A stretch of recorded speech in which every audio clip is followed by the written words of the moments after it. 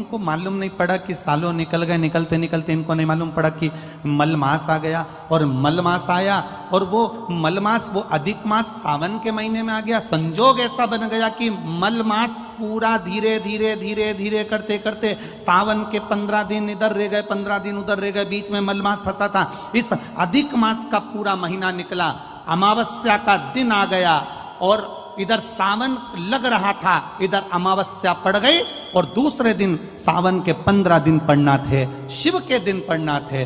और शास्त्र कहता है अधिक मास का आखिरी दिन और सावन का महीना वापिस लग रहा हो, उस दिन 33 कोटि देवी देवता भगवान शंकर के मंदिर में खड़े होकर अपनी जिंदगी का सारा पुण्य लौटाकर चालू कर देते हैं, पूरा पुण्य। अच्छा चलो, तुम लोग यहाँ मैनपुरी में रहते हो तो गिरिराज जी जाते हो? गोवर्धन कौन कौन जाता है? जाते हो आप लोग? अब रखिए, तो वहां पर अमावस्या पूर्णिमा को लोग भंडारा चलाते हैं। चलाते कि नहीं चलाते? आप लोग तो यहीं रहते हो ना। कहीं कहीं अमावस्या पूनम को अमावस्या पूर्णिमा को भंडारा क्यों चलाते हैं? उसका कारण क्या है? इनने कौन सी कथा सुन रखी है कि अमावस्या पूर्णिमा को भंडारा करो? अमावस्या के दिन कोई शंकर का भगत आ गया, कोई शिव का उपासक आ गया, कोई शिव का ओगड़दानी का भगत आ गया, कोई नारायण का भगत आ गया, उसको कुछ खिला दो, उसका मुंह झूठा करा दो। आखिर कारण क्या है? बड़े बड़े घरों में ब्राह्मण को निमंत्रण दिया जाता है, अमावस्या है पंडित जी आ जाना, भोजन कर जाना। पूर्णिमा है पंडित जी आ जाना, भोजन कर जाना। पूर्णिमा के दिन कथा कर जाना, अमावस्या के दिन कथा कर जाना। अमावस पूनम का ऐसा योग क्यों बनता है? उसका कारण केवल एक, शिव महापुराण की कथा कर रही है।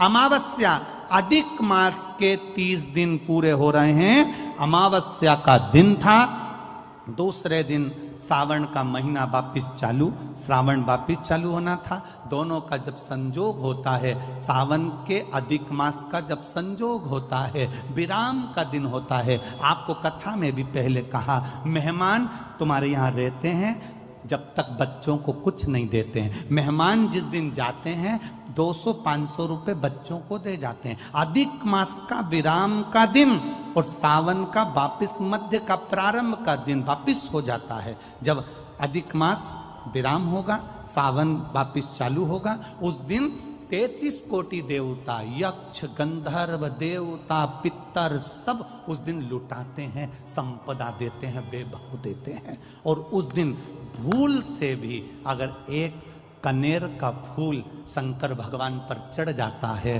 तो जिंदगी का सारा भंडार बाबा भर जाता है। एक पुष्प, कनेर देखा है? पंचपुष्प शिव महापुराण की कथा बाची है पहले, उसमें कनेर के फूल का भी दर्शन कराया था। ये रोड के ज्यादातर लोग ये कनेर का जो फूल है ना, रोड के बीच में लगा देते, क्योंकि उसको जानवर भी नहीं खाता, पशु भी नहीं खाता, पक्षी भी नहीं खाता, जहरीला इतना होता, पीले कलर का होता है, लंबा, काम भी कुछ नहीं आता। बस वो कनेर का फूल, और आंधी तूफान पानी गिरता है तो जमीन पर टपक जाते, ढेर सारे गिर जाते। देखे कि नहीं देखे? अरे बोलो तो जम के, देखा है ना? उसको बकरी भी नहीं खाए, पशु भी नहीं खाए, पक्षी भी नहीं खाए, जानवर भी नहीं खाए, जहरीला कनेर का पीला पुष्प। भूलवश आज राजा नल और दमयंती जा रहे थे, उनको फूल नहीं मिले, शिव जी को समर्पित करने के लिए कोई पुष्प ना मिला। इनको अंदाजा नहीं है कि आज अधिक मास का विराम है, आज दूसरे दिन सावन का वापिस मिलन है। इनको नहीं ज्ञात था कि 33 कोटि देवता अपना भंडार लुटाने के लिए तैयार रहते हैं। 33 कोटि देवता, भूलवश।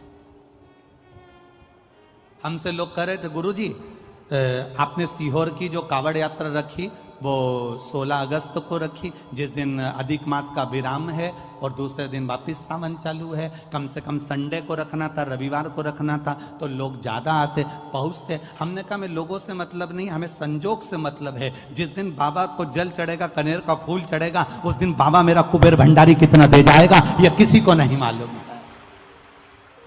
उस दिन लोग आने वाले कावड़ियों को कितना खिलाएंगे और उनको क्या मिलेगा यह अंदाजा नहीं है। उस दिन कावड़ यात्रा का जल भरकर हमने सीहोर से रखी 10 किलोमीटर की। आपको भी निवेदन है, जो जो फ्री हो, जो उसके पास समय हो और जिसने जिंदगी में एक बार कुबेरेश्वर बाबा की कावड़ ना भरी हो, वो 16 अगस्त दिन बुधवार, शायद बुधवार पड़ना चाहिए, 16 अगस्त को सुबह 9 बजे सीवन का मैया का जल लेकर बाबा कुबेर भंडारी को 10 किलोमीटर दूर, सीहोर से 10 किलोमीटर की दूरी पड़ती है। बाबा का भजन करते हुए, नाम जाप करते हुए, 2 हाथ में सुंदर, या तो तुम कंधे पर कांवड़ ले लो, या हाथ में ले लो, या बोतल ले लो, बाबा को समर्पित करके एक कनेर का पुष्प दिल से, जो ये दमयंती और नल की कथा कर रही है, भूलवश चढ़ गया, भूलवश, अनायास, मालूम नहीं है कि कनेर का पुष्प चढ़ गया।